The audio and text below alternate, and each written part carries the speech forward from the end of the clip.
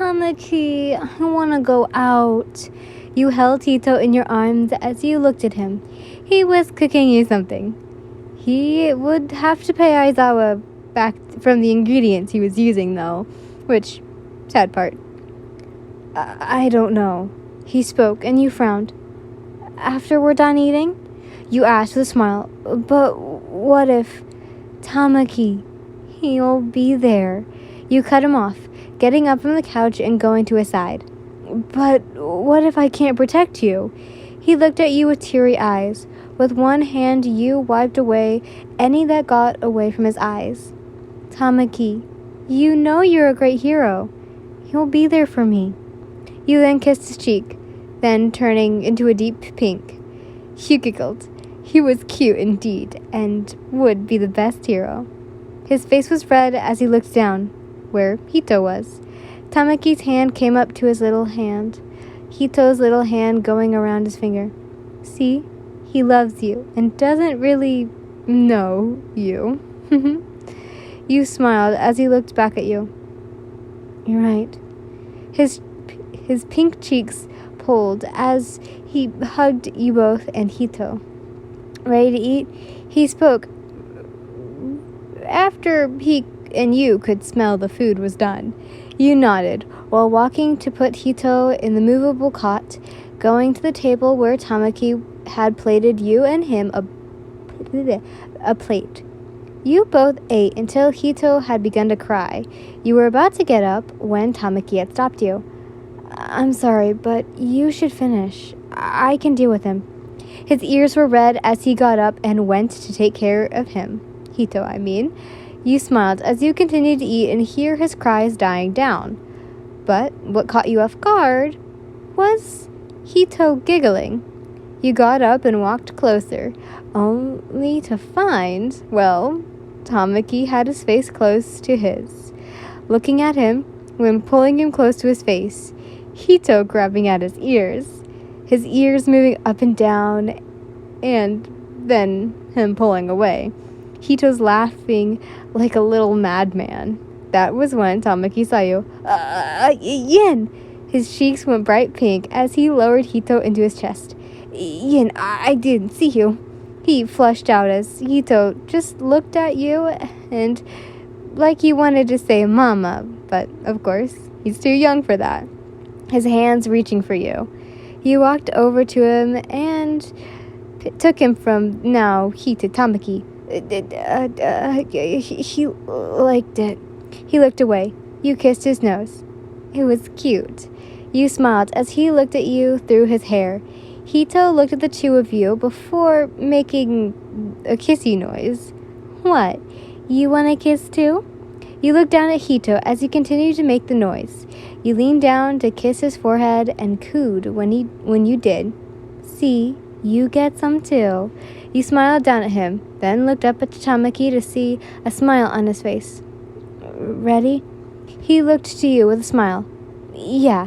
He took Hito from you as you got ready. This would be the first time you'd actually left the house since Hito's birth. You felt giddy, happy that you would go out into the town. Once you were ready, you took Hito so Tamaki could get ready with his things and, of course, clean the dishes. But who cares? As the two of you walked to the gates, many of the students went to see Hito and talk with you and Tamaki. More of you since Tamaki was shy. The two of you walked down the streets talking about many things. More of him in school once you were taking a test to see how much you had actually knew. They were surprised when they found out you had more education than a high school student, so you didn't really need to go to school like your younger sister. That brought the mood down for you as you sat down with Hito in your arms. You had made your way to the park. Tamaki went to get you a snack since you were hungry. You just wished both of you and your sister was dealt a different deck of cards. Yin, Tamaki sat down next to you with something for you to eat. Your eyes said stars as you swear you had drool coming from your mouth. Tamaki gave it to you so you could eat, taking Hito in the process. But of course, Tamaki was watching something else. everything, really. He couldn't let anyone get their hands on you or Hito. Being in school and by yourself with him was a different, and he was in his quote-unquote hero mode right now. He could swear someone was definitely watching you and Hito. Just the way he sensed it. They were playing on their phone, and he was covered in all black. Everywhere the three of you went, they were. That was the main part.